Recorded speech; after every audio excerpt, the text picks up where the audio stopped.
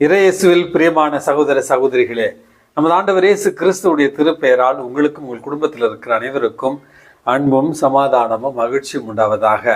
அன்புமிக்கவர்களே, இன்றைய மன்ன உறவுகளே, இந்த செய்தி கேட்டுக்கொண்டு இருக்கிற உங்கள் அனைவருக்கும் கிறிஸ்து பிறப்பின் வாழ்த்துதல்களை உங்களுக்கு தெரிவித்துக் கொள்கிறேன். புதிதாக பிறந்திருக்கிற பாலன் இயேசு உங்கள் குடும்பத்திற்கு அன்பையும் மகிழ்ச்சியையும் அமைதியையும் பரிசாக தருவாராக. அன்புமிக்கவர்களே, தாயாம் திரு அவை இன்றைக்கு கிறிஸ்து பிறப்பு பெருவிழாவைத்தான் கொண்டாடுகிறது. இந்த 4 வாரங்களாக திருவருகை காலமாக இதை நம்ம பாவித்து பாலகன் இயேசுனுடைய பிறப்பிற்காக பல்வேறு வகையில் தயார் செய்திருக்கிறோம். இதோ நமக்காக ஒரு பாலகன், நமக்காக ஒரு ஆண்மகவு கொடுக்கப்பட்டிருக்கிறது. அன்புமிக்கவர்களே, இறைவனுக்கு நன்றி செலுத்துவோம். இந்த ஒரு அழகான கிறிஸ்து பிறப்பு விழாவை கொண்டாடுவதற்கு இறைவன் நமக்கு அருள் இருக்கிறார், அருள் வளத்தை தந்திருக்கிறார். அதற்காக நன்றி செலுத்துவோம். சில நேரங்களில் மனித பலவீனங்களால் இயேசு இன்னைக்கு தான் பிறந்தாரா, டிசம்பர் மாதம் 25ஆம் தேதின்னு எங்க விவிலியத்தில் கொடுக்கப்பட்டிருக்கிறது அப்படி என்று ஒரு சில பேர் நம்மை குழப்பலாம். கிறிஸ்து பிறப்பு விழா என்பது டிசம்பர் மாதம் 25ஆம் தேதி என்பது திருச்சபையினுடைய வரலாற்றில் 4வது நூற்றாண்டிலிருந்து தொடர்ந்து கொண்டாடப்பட்ட ஒரு விழாவாகத்தான் நம்ம பார்க்கிறோம்.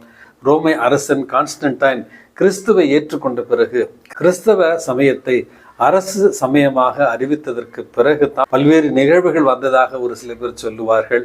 இருந்தாலும் வரலாற்று உண்மை, நம்முடைய பாரம்பரியத்தினுடைய உண்மை, கிறிஸ்து பிறப்பு விழாவை தொடக்க திருச்சபையிலிருந்தே இந்த ஒரு நாளில் தான் நம்ம நினைவாக கொண்டாடி கொண்டிருக்கிறோம். இது முதல் தெளிவை உங்களுக்கு கொடுக்கும் என்று நம்புகிறேன். இரண்டாவது, கிறிஸ்து இன்றைக்கு தான் பிறந்திருக்கிறாரா, இதற்கு முன் பிறக்கவில்லையா என்று கேட்கலாம்.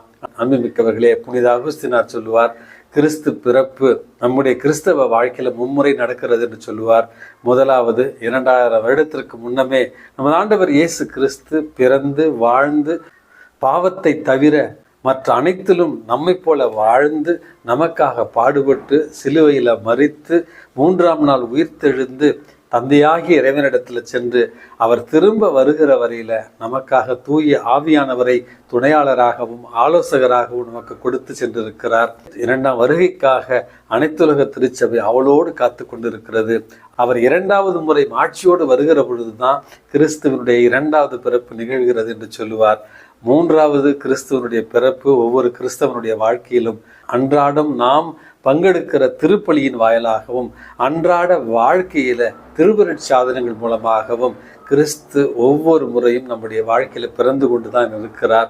நம்முடைய அன்றாட சவால்களில், நம்முடைய அன்றாட துன்ப துயரங்களில், நம்முடைய அன்றாட சவால் நிறைந்த ஒரு வாழ்க்கையில, குழப்பங்கள் நிறைந்த ஒரு வாழ்க்கையில, எதிர்நோக்கற்ற ஒரு வாழ்க்கையில கிறிஸ்து ஒவ்வொரு நாளும் திருவருட்சாதனத்தின் வழியாக நம்மோடு பிறந்து கொண்டு தான் இருக்கிறார்.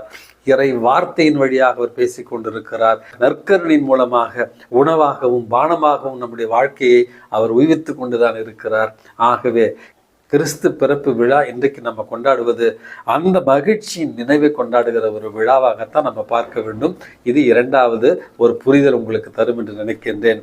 அன்புமிக்கவர்களே, கிறிஸ்து பிறப்பினுடைய பெருவிழா, நமது ஆண்டவர் இயேசு கிறிஸ்துவனுடைய உயிர்ப்பின் பெருவிழா, 3வது பரிசுத்த ஆவியானவருடைய வருகையை கொண்டாடுகிற திருச்சபையினுடைய பிறந்த நாளாக நம்ம கருதுகிற பெந்தகோஸ்தே பெருவிழா என்று இந்த 3 விழாக்கள் தான் திருச்சபையினுடைய அடிநாதமாக இருக்கிறது.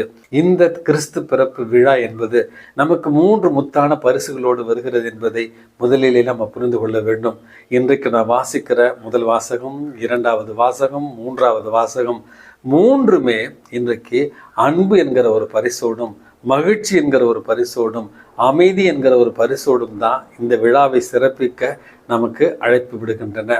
ஆகவே இந்த தலையாய 3 பரிசுகளை கிறிஸ்து பிறப்பு விழாவில் இறைவன் நமக்கு தருகிறார். அன்பு, மகிழ்ச்சி, அமைதி. நமக்கு கொடுக்கப்பட்டிருக்கிற முதல் வாசகமானது இறைவாக்கினர் எசாயா நூலிலிருந்து எடுக்கப்பட்டிருக்கிறது. போன வாரம் நாம் வாசித்த அந்த பின்புலத்தோடு இருக்கிறது. போர்க்கால ஒரு சூழல், அமைதியற்ற ஒரு சூழல், அந்த ஒரு நிலையில தான் இந்த ஒரு செய்தியானது, மீட்பரனுடைய பிறப்பு செய்தி என்பது ஒரு அழகான செய்தியாக வருகிறது. அதாவது, கார் இருளில் நடந்து வந்த மக்கள் பேரொளியை கண்டார்கள். சாவின் நிழல் சூழ்ந்த நாட்டில் உள்ள மக்கள் மீது சுடரொளி உதிர்த்துள்ளது என்கிற ஒரு செய்தியும், ஆண்டவர் அந்த இனத்தை பலுகி பெருகச் செய்தார் என்று ஆசீர்வாதமாக சொல்லிவிட்டு பிறக்க போகிற குழந்தை பற்றி என்ன அழகாக சொல்லியிருக்கிறாங்க பாருங்க. ஒரு குழந்தை நமக்கு பிறந்துள்ளது, ஒரு ஆண் மகவு நமக்கு தரப்பட்டுள்ளார், ஆட்சி பொறுப்பு அவருடைய தோள் மீது இருக்கும், அவருடைய திருப்பெயரோ வியத்தகு ஆலோசகர், வலிமை மிகு இறைவன், என்றும் உள்ள தந்தை, அமைதியின் அரசர் என்று அழைக்கப்படும்.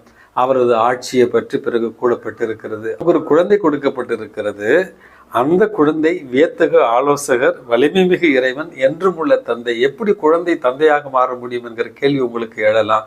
அன்புமிக்கவர்களே, இதுதான் இன்றைக்கு நமக்கு கொடுக்கப்பட்டிருக்கிற முதல் வாசகம். நம்பிக்கையின் ஒரு வாசகமாக, எதிர்நோக்கின் ஒரு வாசகமாகத்தான் இது கொடுக்கப்பட்டிருக்கிறது.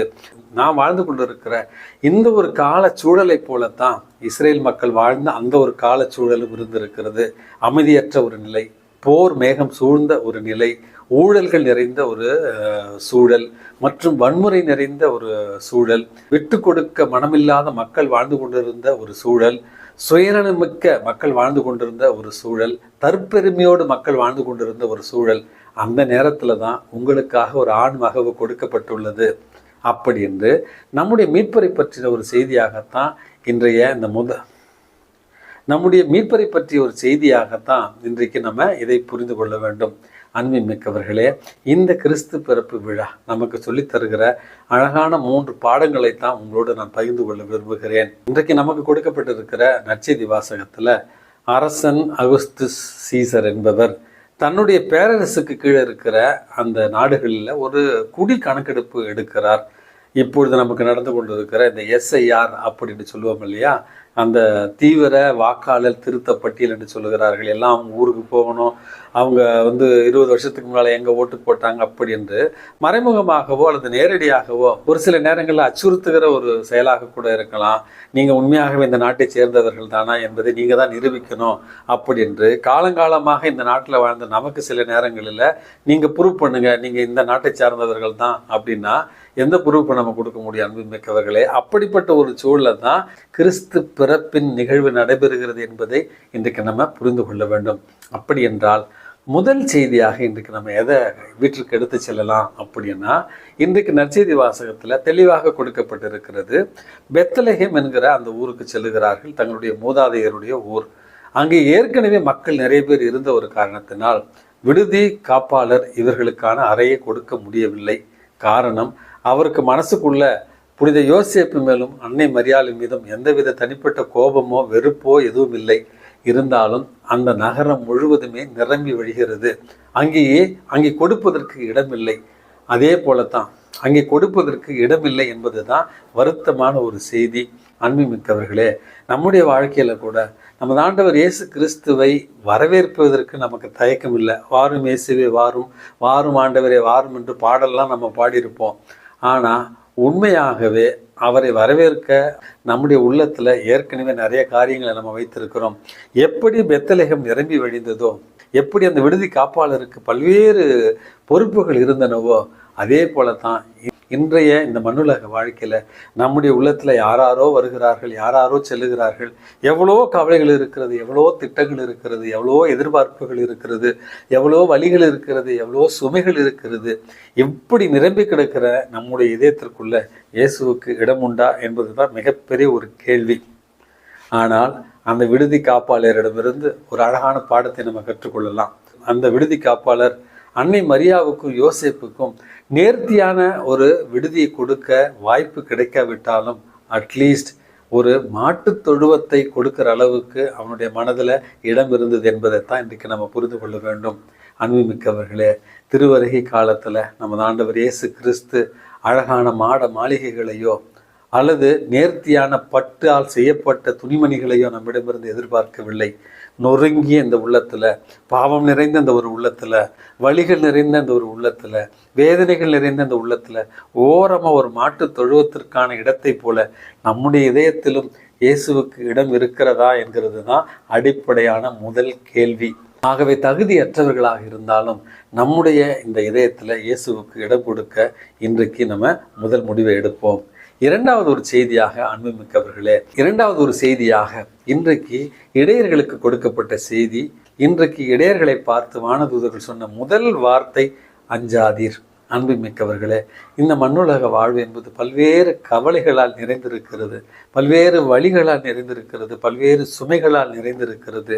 காயப்பட்டவர்களாய் இன்றைக்கு துன்பத்தில் இருக்கிற, வேதனையில் இருக்கிற நம்மை பார்த்து தான் வானதூதர்கள் சொல்லுகிறார்கள், கிறிஸ்து பிறப்பு விழாவாகிய இன்று அஞ்சாதீர்கள் என்று. விவிலியத்தில் சொல்லுகிறார்கள். மொத்தமாக 365 முறை இந்த அஞ்சாதீர்கள் என்கிற வார்த்தை தொடக்க நூலிலிருந்து திருவழிப்பாட்டு நூல் வரையில் இருக்கிறது என்று சொல்லுகிறார்கள். அப்படி என்றால் துயரத்தில் இருக்கிற நம்மை பார்த்து இறைவன் கொடுக்கிற முதல் செய்தி அஞ்சாதீர்கள், நான் என்னாலும் உங்களோடு இருக்கிறேன் என்று. ஆகவே அஞ்சாதீர்கள், எவ்வளவு பிரச்சனை வந்தாலும் பார்த்துக்கலாம் அப்படிங்கிற இரண்டாவது ஆறுதல் செய்தியைத்தான் கிறிஸ்து பிறப்பு விழா நமக்கு தருகிறது. மூன்றாவது ஒரு செய்தியாக வானதூதர்கள் பாடிய அந்த ஒரு பாடலில் நல் மனம் உடையவர்களுக்கு இன்றைக்கு அமைதி உண்டாகுக என்கிற ஒரு செய்தி தான். எவ்வளோ கலக்கம், எவ்வளோ அச்சம், எவ்வளவோ வேதனை அப்படி என்று தனி மனித இதயத்தில் அமைதி இல்லாத இருக்கிற நமக்கு பல்வேறு போர்களால் இன்றைக்கு காயப்பட்டு கிடக்கிற இந்த உலகத்திற்கு அமைதி தேவையாக இருக்கிறது. அன்பு மிக்கவர்களே, அந்த அமைதியைத்தான் இந்த கிறிஸ்து பிறப்பு விழா உலக அமைதியாகவும் உள்ளத்து அமைதியாகவும் இன்றைக்கு நமது ஆண்டவர் இயேசு கிறிஸ்து பாலகனாய் இன்றைக்கு நமக்கு அமைதி என்கிற ஒரு பரிசை தருகிறார். அதுதான் இன்றைக்கு நான் உங்களுக்கு கொடுக்கிற மூன்றாவது ஒரு செய்தி. பழைய காலத்தில் படித்த ஒரு கதை. கணவன் மனைவி 2 பேர் இருக்கிறாங்க, இளம் தம்பதியினர். அவர்கள் இருவரும் இளம் தம்பதியினராக இருந்தாலும் அன்பு மிகுதியாக இருந்தாலும் வறுமை அவர்களுடைய வாழ்க்கையில வாட்டி வதைக்கின்றது. கிறிஸ்து பிறப்பு காலத்துல ஒருவருக்கு பரிசு கொடுக்க விரும்புகிறார்கள். ஆனால் பொருளாதாரம் அவர்களுக்கு இடம் கொடுக்கவில்லை. அந்த இளம் மனைவி அழகான நேர்த்தியா, அந்த இளம் மனைவி அழகான தங்க நிறத்திலான ஒரு கூந்தலோடு அழகாக இருப்பாள். அந்த கணவன் இந்த மனைவிக்கு எப்படியாவது ஒரு விலை உயர்ந்த ஒரு கிளிப் வாங்கி கொடுக்கணும் அப்படின்னு அவனுக்கு ஆசை. மனைவிக்கு மறைமுகமாக கணவனுக்கு ஏதாவது கொடுக்கணும், ஆனால் கையில் பண வசதி இல்லை. கணவன்கிட்ட அவனுடைய மூதாதையர்கள் கொடுத்த ஒரு வாட்ச் ஒன்று இருக்கிறது. அதற்காக அழகாக ஒரு ஸ்ட்ராப் வாங்கி கொடுத்தா ரொம்ப அழகாக இருக்குமே அப்படின்னு ஆசைப்படுறாங்க. ஆனால் அதற்கான பணம் இல்லை. கடைசியில் 2 பேருமே ஒரு முடிவு செய்து கிறிஸ்து பிறப்பு அன்று இரவு ஒருவருக்கான பரிசு பொருட்களை அவர்கள் மாற்றிக்கொள்கிறார்கள். கணவன் என்ன செய்கிறான், தன்னுடைய மனைவியினுடைய அந்த கூந்தலுக்காக தன்னிடமிருந்த அந்த கடிகாரத்தை விற்று அதில் வந்த ஒரு பணத்தை கொண்டு விலை உயர்ந்த ஒரு கிளிப் ஒன்று வாங்கி வைத்திருக்கிறான். மனைவி தன்னுடைய கணவனுக்காக அந்த தங்க நிற கூந்தலை வெட்டி அதை விற்று அதிலிருந்து கிடைத்த பணத்தை வைத்துக்கொண்டு தன்னுடைய கணவனுடைய கை கடிகாரத்திற்கு ஒரு புதிய வாரை வாங்கி வைத்திருக்கிறார், புதிய ஸ்ட்ராப்பை வாங்கி வைத்திருக்கிறார். அன்பு மிக்கவர்களே, கடைசியில் அந்த 2 கிஃப்ட்டுமே அவங்களுக்கு பயன்படல. முடியில்லாத தலைக்கு கிளிப் எதுக்கு, வாட்சே இல்லாத அந்த வாட்சுக்கு ஸ்ட்ராப் எதுக்குன்னு நம்ம கேள்வி கேட்கலாம். ஆனால் இவருடைய தூய அன்பு தான் இங்கே பெரிதாக பேசப்படுகிறது. அன்பு மிக்கவர்களே, இயேசு கிறிஸ்துவே தன்னை உணவாக இன்றைக்கு தீவன தொட்டியில் கிடத்தப்பட்டிருக்கிறார். மானுட உலகத்தினுடைய உணவாகவும் வாழ்வு தரும் உணவாகவும் இன்றைக்கு நமக்கு அவர் அடையாளப்படுத்தப்பட்டிருக்கிறார். அவரே நமக்கு கொடையாக வருகிற இந்த அழகான தருணத்தில் நம்முடைய குடும்பங்களில் நாம் ஒருவருக்கு கொடையாக மாறி உன்னதமான இந்த கிறிஸ்து பிறப்பு விழாவை கொண்டாடுவோம். Happy Christmas. May God bless you all. எல்லாம் வல்ல இறைவன் தந்தை, மகன், தூய ஆவி உங்களையும் உங்கள் குடும்பத்தில் இருக்கிற அனைவரையும் நிறைவாக ஆசீர்வதித்து பாதுகாத்து வழி நடத்துவாராக. ஆமேன்.